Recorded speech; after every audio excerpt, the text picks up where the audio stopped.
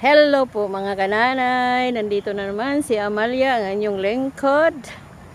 Dito siya Nag-video-video na naman tayo sa Kabuntagon. Hindi pa ako nag-open ng tindahan ko. Kasi marami naman talagang tindahan guys. Sa gitna pa naman ako. Yan lang guys. Dito kami sa Pispan ngayon. Kasi yung hubby ko, tinapos niya yung balay ng baboy niya.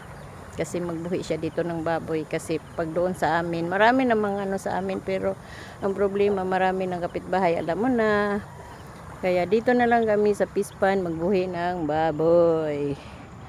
Yan lang guys ang akong for today's video.